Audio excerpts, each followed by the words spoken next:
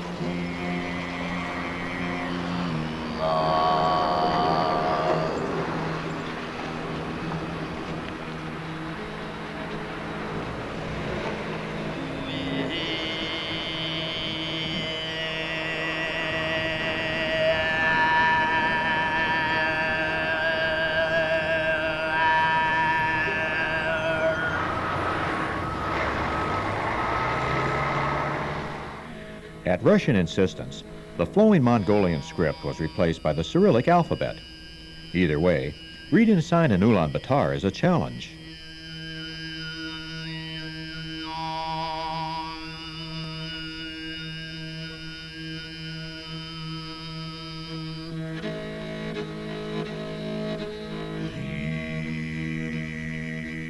The centerpiece of Ulaanbaatar is Sukbatar Square.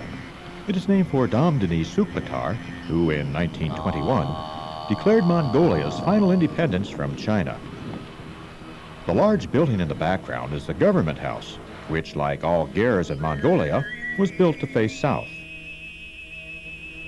The yellow building houses a Mongolian bank. The next building in line is the Mongolian Stock Exchange.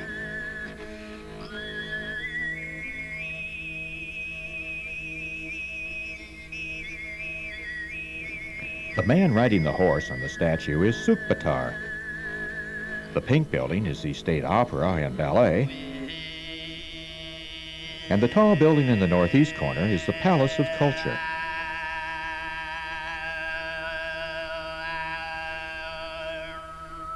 Sukbatar's statue is the dominant feature of the square. Engraved on the statue are scenes depicting the Mongolian defeat of the Chinese army.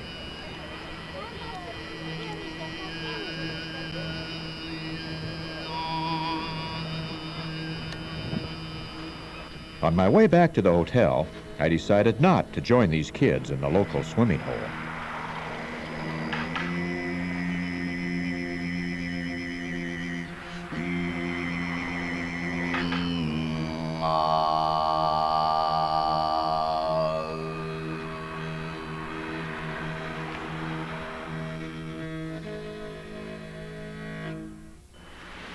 The next day, I met up with some of the other runners at the half-finished Chinggis Khan Hotel on the outskirts of the central business district.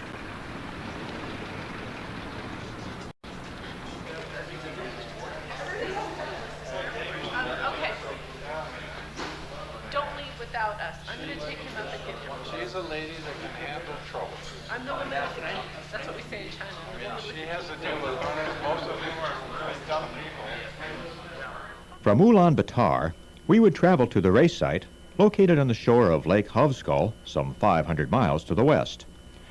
Many of us would be making the journey on a Russian Mi-8 helicopter. So before heading to the airport, we took the time to spin the prayer wheels at the Gondan Monastery.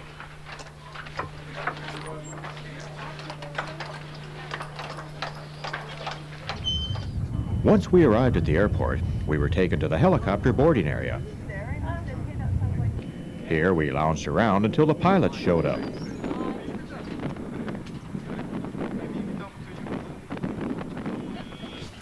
Eventually, it was time to board. On this flight, there was no need to worry about a boarding pass and assigned seat. And since the luggage was piled in the middle, there was a pretty good chance it wouldn't get lost. How much are cocktails on this flight? The major concern was plugging our ears with something to dampen the noise.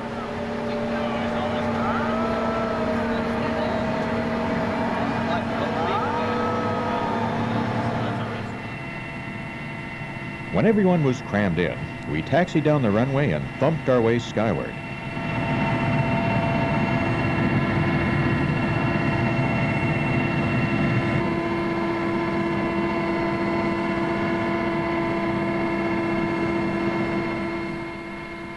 Once we were airborne, the pilot finished his first flying lesson.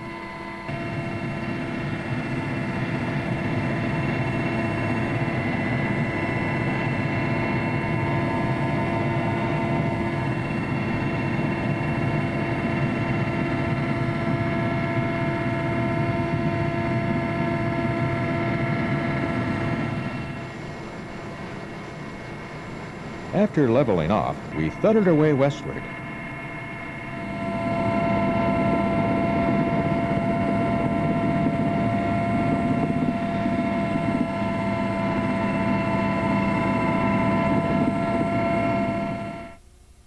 A couple of hours later, we landed at the Moron Airport for refueling. It was nice to get out and stretch. With full tanks, we were off in a cloud of dust.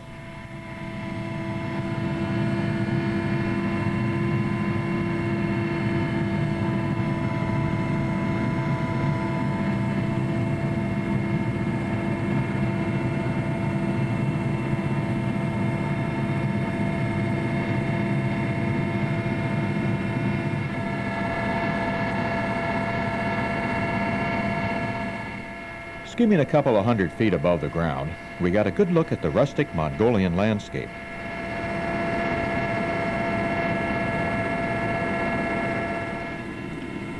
Before long, we reached Lake Hovsgol and sped across it for landing at Camp Toylocht. Camp Toylocht is sited on a small peninsula on the shores of Lake Hovsgol. We gently sit down near the camp.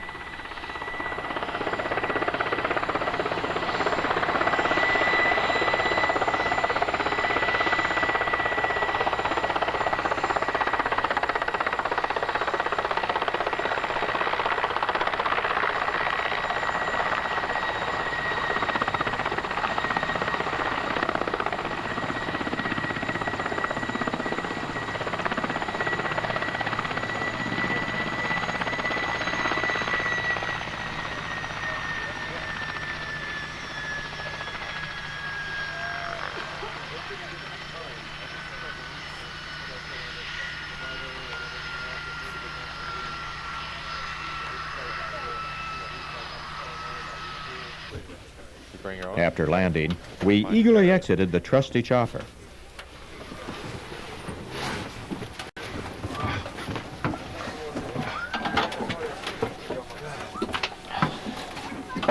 Thanks.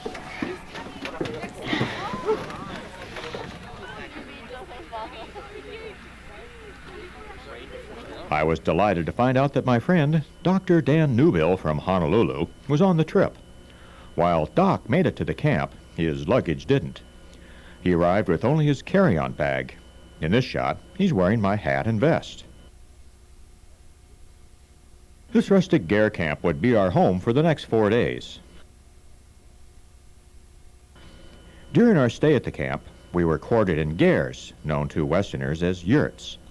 By tradition, the door of a gare faces to the south.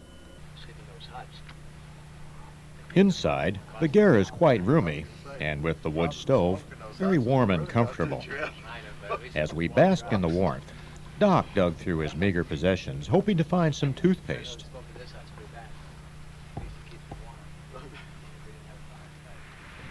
Outside the gare, yaks wandered about the property, eating and leaving messages in the grass.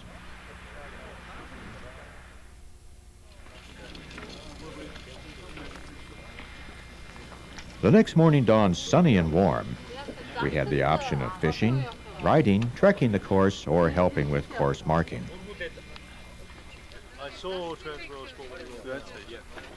There were no takers for the yak stagecoach to town.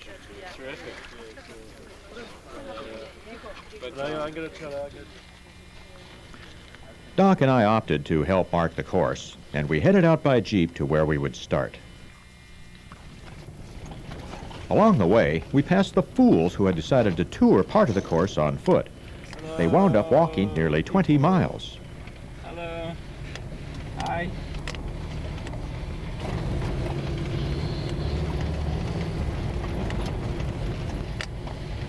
Greetings.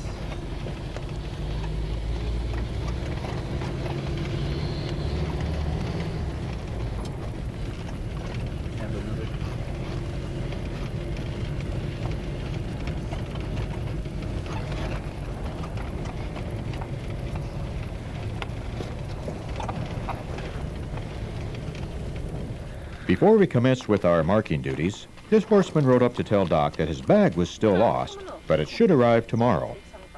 Yeah, it's up there. Message to the con. With that good news, we set out. Our task was to mark the course from the location of the Ongolog aid station to the top of Chiche Pass. We spent the rest of the day lugging bags of sawdust and pouring piles of it on the ground, building tripods of sticks to mark the route, and fighting off swarms of flies. Fly man. At long last, we reached the summit of Chiche Pass, where we retreated to a great view of Lake Hovsgol, which, incidentally, is reputed to contain between 1% and 2% of the world's fresh water.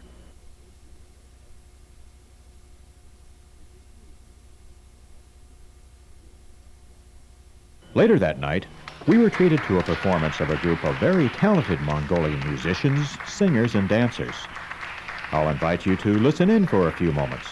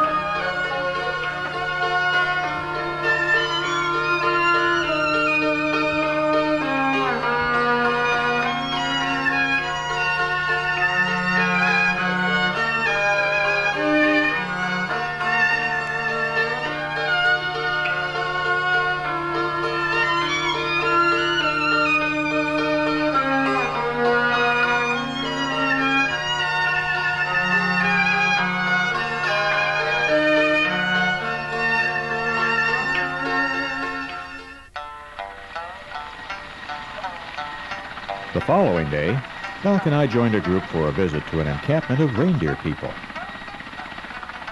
We would be traveling to the camp in the MI-8.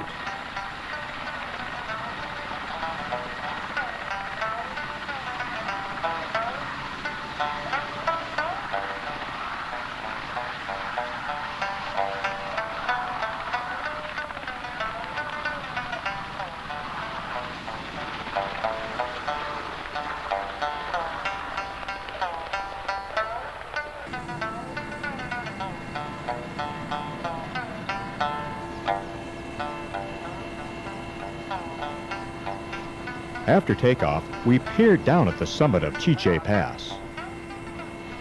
It didn't look too high from up here.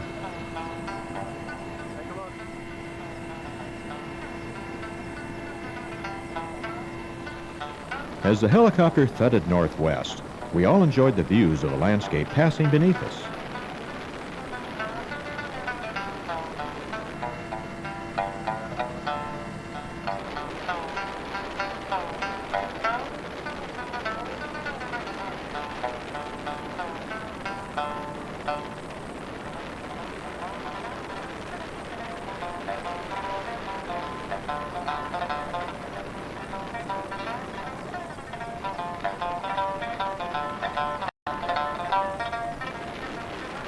We had to land to pick up a guide who knew the location of the encampment. As we landed, I thought we were under attack by Mongolian cavalry. Actually, these folks had gathered for the Nadam festival, held every July throughout Mongolia. We eagerly got out of the chopper to meet these friendly people.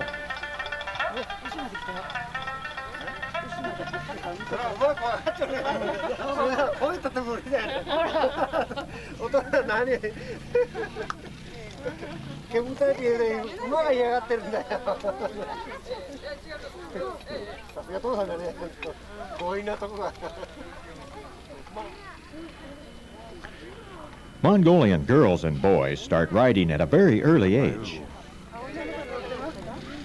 That's a great picture there. Huh? That's a great picture there. She looks a little good style.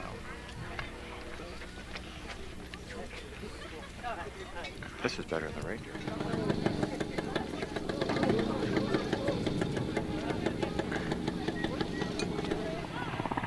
Eventually, we resumed our journey and landed at an encampment of Sadan reindeer people.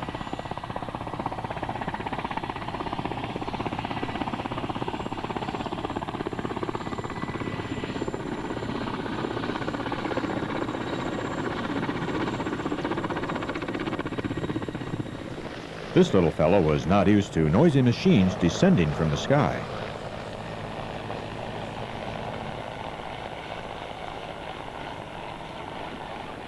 He's scared shitless. Of course, we all had to pet a reindeer.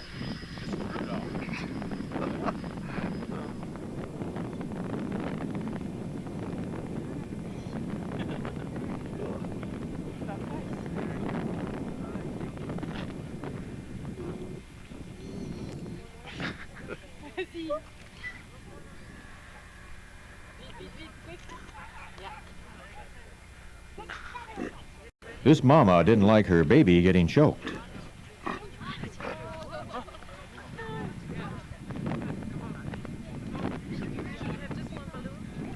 Some of the braver people in the group slipped into a teepee for a drink of fermented reindeer milk, known locally as kumis. Today, there are fewer than 50 family groups remaining who live in the traditional nomadic way of life. Their lives are made somewhat easier with a few modern conveniences, like this sewing machine or this solar panel. Solar panel? Is there a microwave oven in that teepee?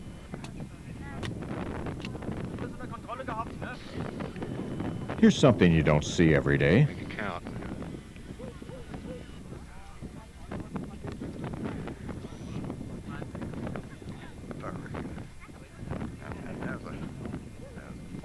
Look at that sucker go. Wow. This kid could really ride.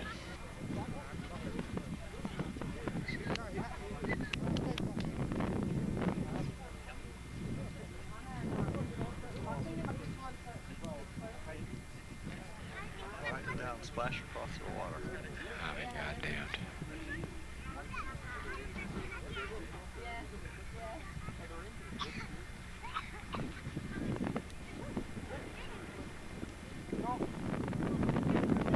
We were soon joined by the folks from up the hill, including this charming woman who is said to be in her 90s.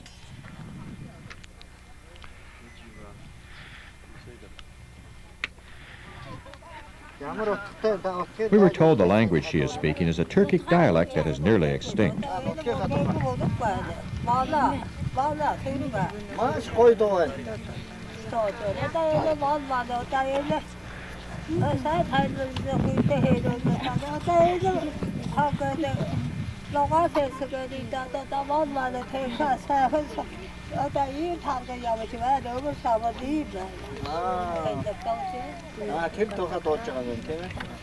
She treated us to a song.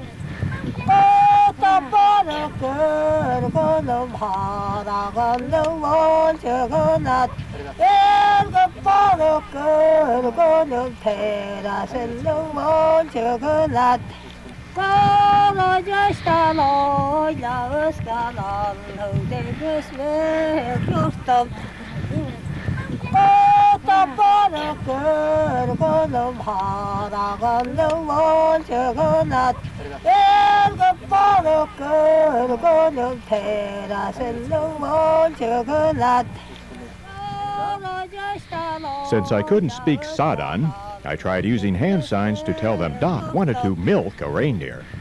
They never got it.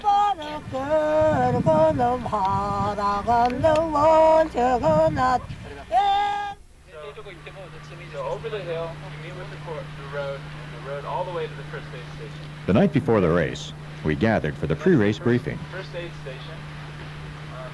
So everybody, we start at that starting line 4 a.m. We go up over this hill, and it's very clearly marked. Everybody has probably been jogging over here, but you go up to the right. You have to jump over this pipe here. Don't walk and trip over the pipe. You can go over the stairs if you want. And then you go up, and there will be markers all the way up the hill. And there's a fence. The fence will be open where we want you to go through. We have 4 different kinds of markings this year.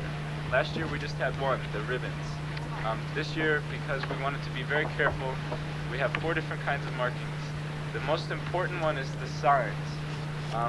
And I hope you don't mind if I take everybody off your seats and you follow me over. The other kind of marker that's very important is the tree with the axe. Okay? We cut trees, and it's not harmful for the trees. They survive. This is from last year. So we cut trees. That's another kind. Sometimes we made a circle or a square. We were just experimenting for next year. We also have piles of sawdust. Usually they're bigger than this. These aren't very good, so we made sure that there are lots of the other kinds, because this looks like yak poo. This is not marker. Very good. This is not marker. And this is number 4. We have tripods of wood. Okay, usually much bigger. But some are small. Now I tell you, sometimes we have, if the course is very, very obvious on a road or on a trail, and there's nowhere else to go, we don't have very many markers. And the reason for that is because we don't want to screw up all of the area and make it very difficult for the cleaners, who are Mongolians, to clean it up afterwards. Also, we have... Thanks, Tyler. I'll take it from here. The course is actually divided into 2 parts. The first part is 42 kilometers, which is the marathon distance. Participants had the option of running either 42 kilometers or the full 100K. The course starts at Camp Toilocht and heads north for 12 kilometers to the first aid station. From the aid station, the course climbs more than 2,000 feet in 5 kilometers to the summit of 7,700-foot Chiche Pass. This climb is the first major challenge on the course. From the summit, the course drops back down and passes to the next aid station at the 25K mark. To reach the next aid station at 32K, Runners are faced with a very steep climb to the summit of 7,000-foot Kravestig Pass. The final 10 kilometers to the marathon finish follows a rough road back to Camp Toilacht. The marathoners are finished, but the 100K runners now start the second loop, which is 58 kilometers, or nearly 34 miles long. The rough terrain and rocky and rutted roads make this a very difficult course. As the briefing concluded, we stared at our maps and pondered the task awaiting us in the morning. At nearly 4 a.m. on race day, it was dark, cold, and rainy. I took the time to pose for a photo next to the start banner. We milled around anxiously, waiting as the clock ticked down. Finally, we were off into the dark.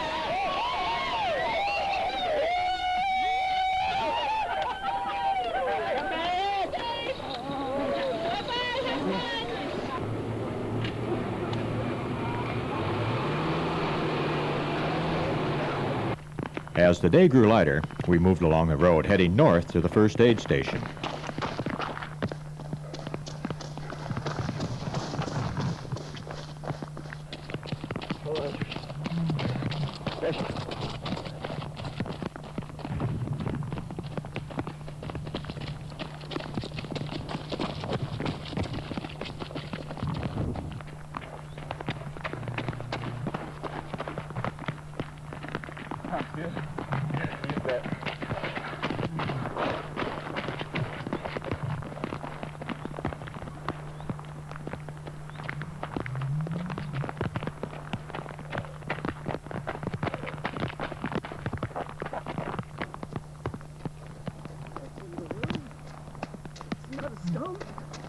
It's not a rock.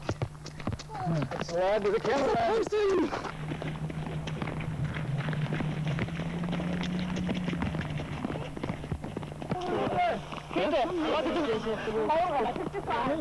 What's the number? What's the number? Rührei. Rührei mit Speck.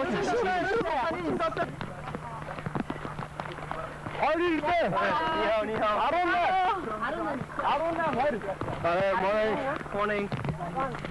Nickname is that house? Arun? Nickname. Pedro.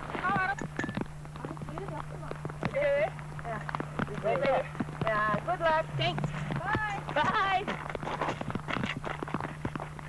From the aid station, the road turned west towards the climb up Chiche Pass.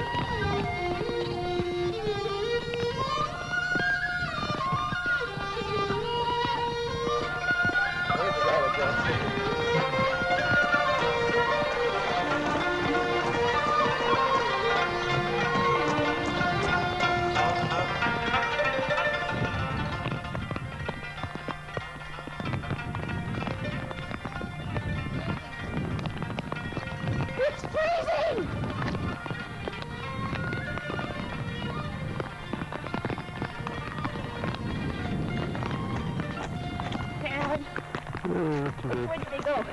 That way. Oh, really? This way? That's right, yeah.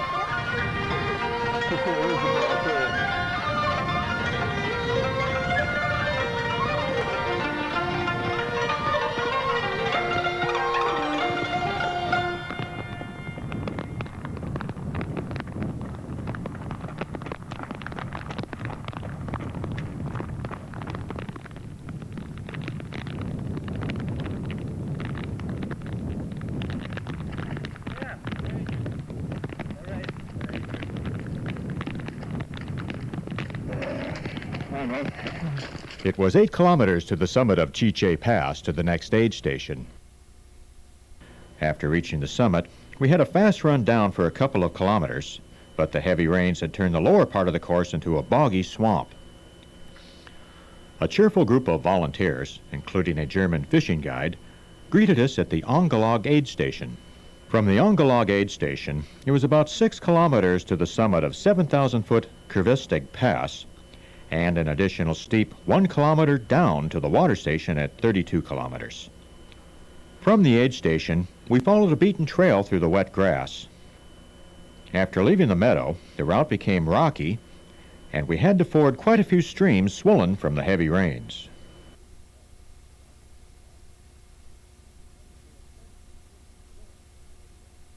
At the 29-kilometer mark, we started the climb up the second pass. For the next kilometer, the route meandered around clumps of small, densely packed trees, gaining altitude with each twist and turn. This was the most difficult climb in the race. The summit of the 7,000-foot pass was on a wind-swept ridge. We quickly began the steep descent down to the water station, 32 kilometers into the race. From the water station, it was 10 kilometers to the marathon finish line at Camp Toilacht, and the start of the second out-and-back loop for the 100K runners.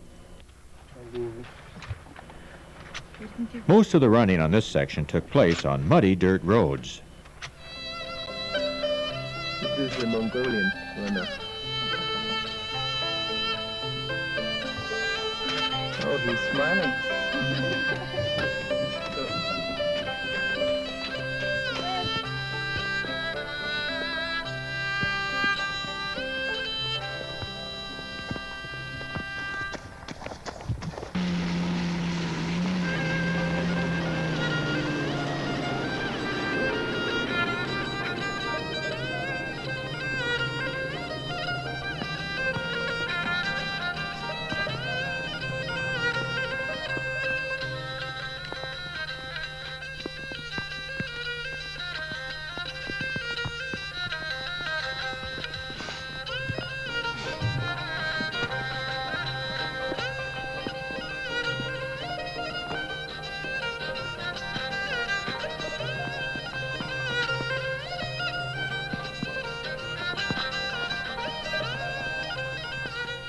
We had the option of skirting or fording the deep puddles that blocked the middle of the road.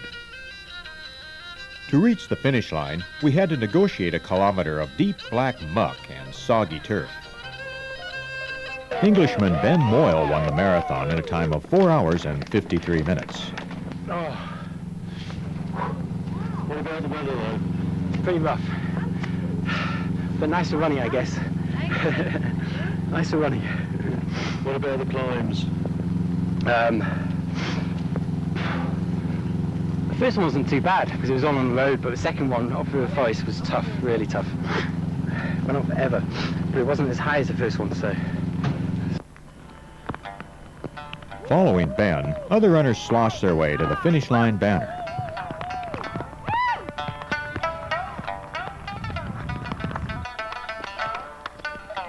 A piece of cake!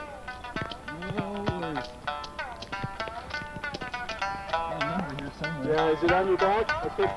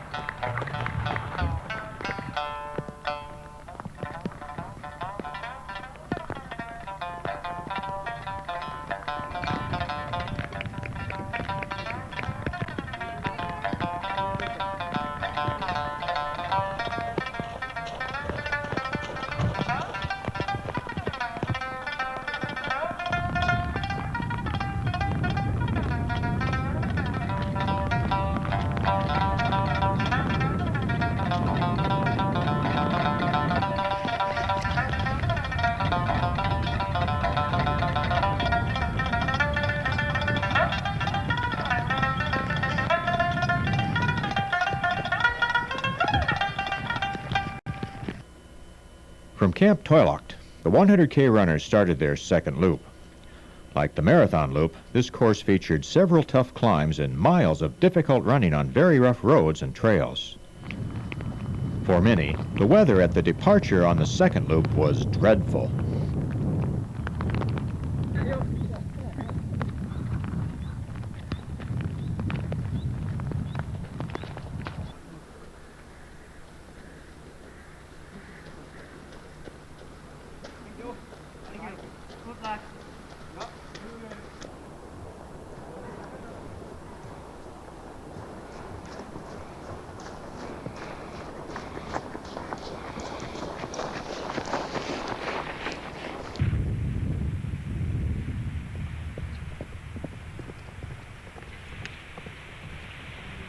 By the time the runners reached the aid station at 55 kilometers, the weather had started to improve. Singaporeans Yvonne Danson and her husband Chun Gi Tan taken some fuel before starting the 4K climb to the summit of John Kai Pass.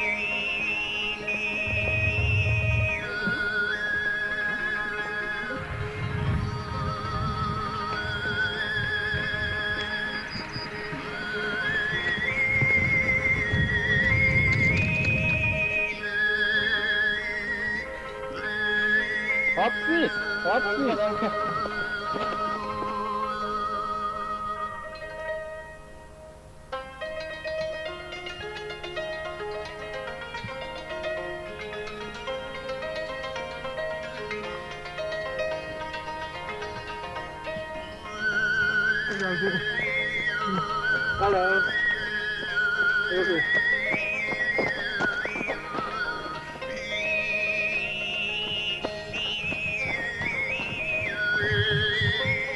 Very good. すごい今幸せです。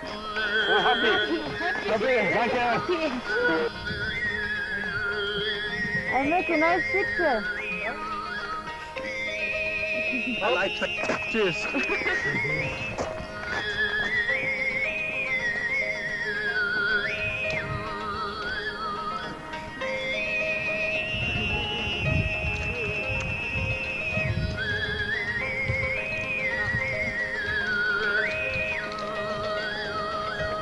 Throughout the day, the runners' progress was relayed to Camp Toilocht by radio.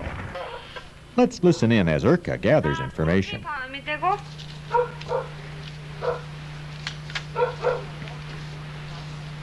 За 6 тойлох сонсож байна.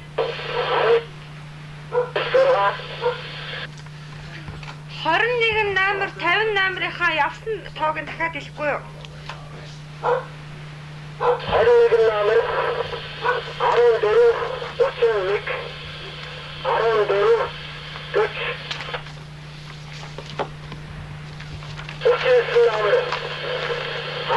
За 6 байж байгаараа 2 дахь тамирчныхаа юуг дахиад хэлтэй.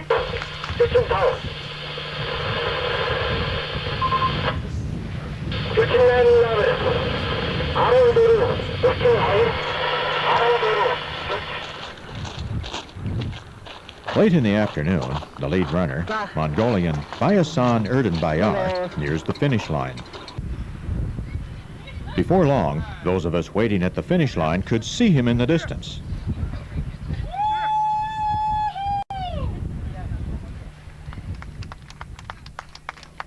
As he approached, we all cheered as some of his excited countrymen accompanied him to the finish line.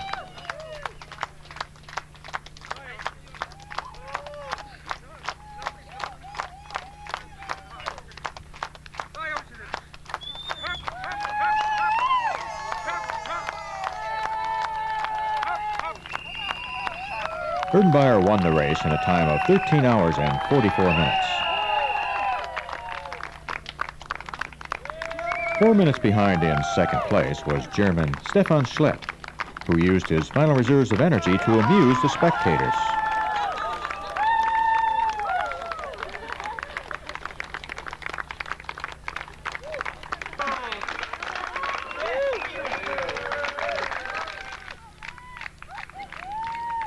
Tyler Pike topped off his co-race director duties by finishing third in a time of 14 hours, 11 minutes.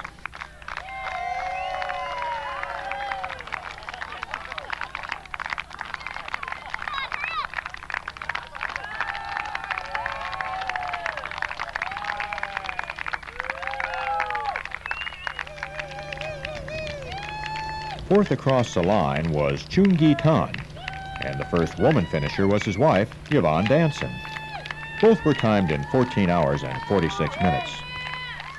As a note of interest, Yvonne represented Great Britain in the 1996 Olympic Marathon and was the fourth women's finisher in the 1996 Boston Marathon. This was her first ultramarathon. Crossing the line in fifth place was Per Erik Malmqvist from Sweden. Like Yvonne, this was his first ultramarathon. Pepe, as he likes to be called, is an ardent fly fisherman. For the next several hours, runners would cross the finish line, most exhausted, but all of them happy to have finished such a difficult task.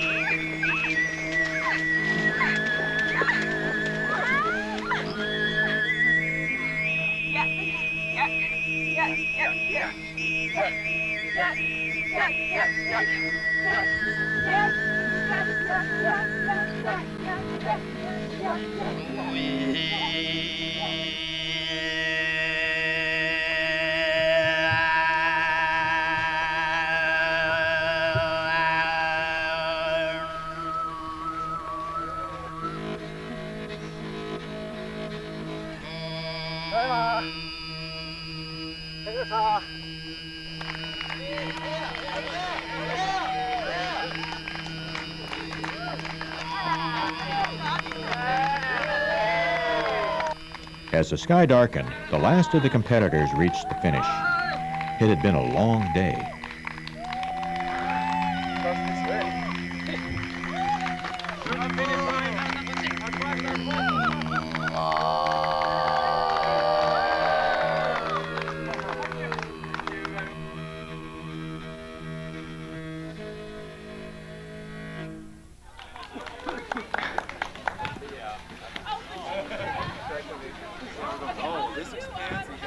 We're getting ready to go. We're still at Camp Toilgat, or however that's pronounced. Behind me, my companion, Dr. Dan Newbill, late of Hawaii, now living in Mongolia.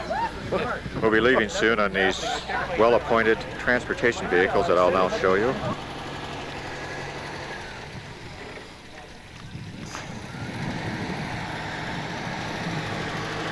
Bye-bye. We've been divided into groups for the trip back to Ulaanbaatar. The group that Doc and I are in will make the 4-hour trip to the town of Moron by jeep. In Moron, we'll join up with the others who arrive by helicopter for a chartered flight to Ulaanbaatar on a Tupolev turboprop airplane. We bumped our way out of Camp Toilgat. Pretty big anyway. My heel came out of my shoe and I got, oh no, so I'm balanced and got back down. Then headed south to Moron.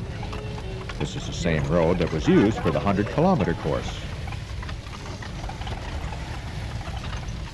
For the 100K? Yeah. A couple of hours later, we stopped for lunch at the entrance to Hovsgol National Park. Princeton, New Jersey. Oh. But I went for ski racing. Still in here? Yeah. Before long, we were underway again. Doesn't bother us.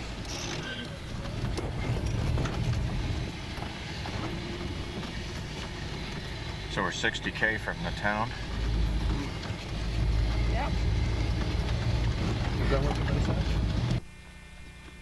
A short while later, we stopped and climbed to the top of a rocky knoll. From here, we enjoyed the remote beauty of northern Mongolia.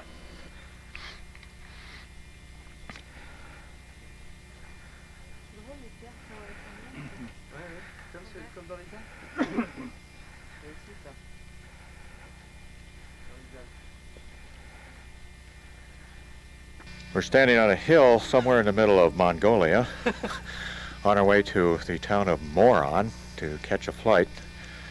And as you can see, we're admiring the vast scenery here. It's a beautiful place. Oh, look. The prairie dog. There's prairie dogs and ants, grasshoppers. And I guess we're about an hour or so from Moron, so I'll talk to you there.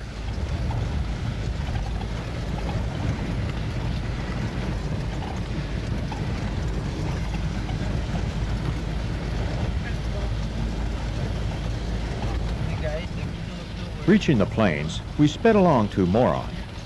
A lone horseman made his way north. We're now nearing the town of Moran, or Buran. Real soon our charter jet will take us back to Ulaanbaatar. So we've had a very nice ride over the mountains. We'll be glad to get out of the bouncing jeep. Several minutes later, we arrived at the Moron airport.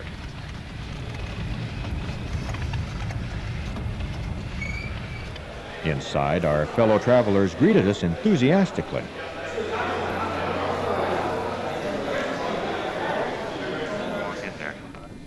The airport's restroom facilities are located in this rustic shelter. Yep. Doc mistakenly entered the Go on women's the other side. side. You're in the wrong one. That's the women's bathroom. To overcome the language barrier, airport officials have created helpful visual aids to assist the traveler in using these facilities.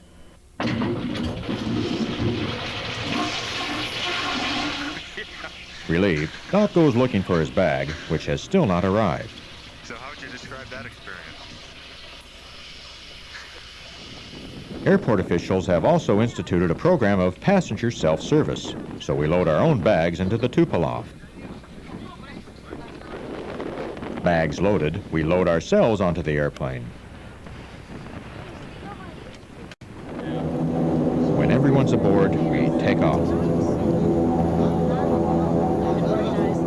We're about ready to take off, so fasten your seatbelts and no smoking.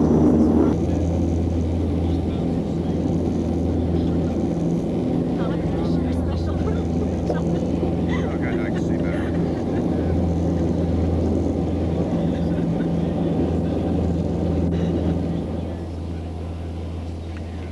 As we make our way east over Mongolia, we have the chance to reflect on our accomplishments.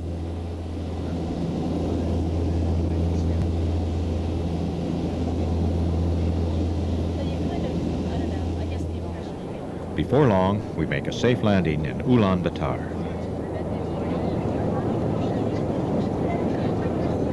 I can see the shadow. That's cool. Great shot.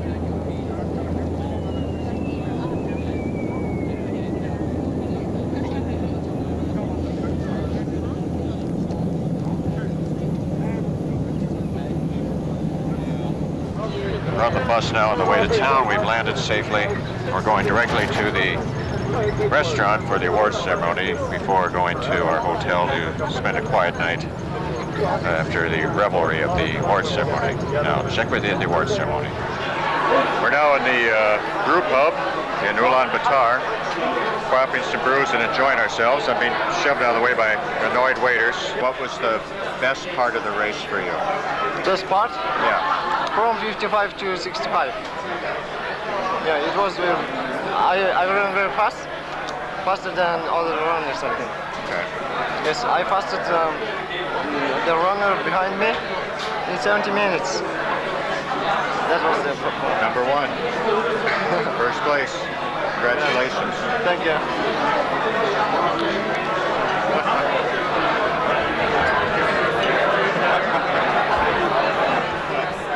What do you think of the brew club? Oh, yeah, I really enjoy. Yeah, and you too? That's good. Having a good time? Yeah, I am. Feels like I could be anywhere. It could be in North America. Hey. Holy mackerel, look at all those beers. They're all for him. Thank God I finished.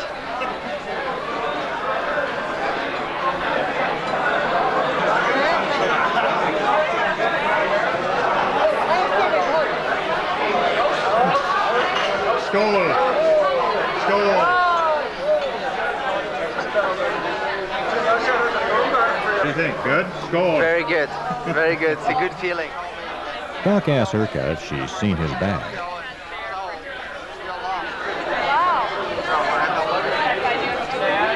During the awards ceremony, we cheer as everyone receives a finisher's medal and finisher's t-shirt.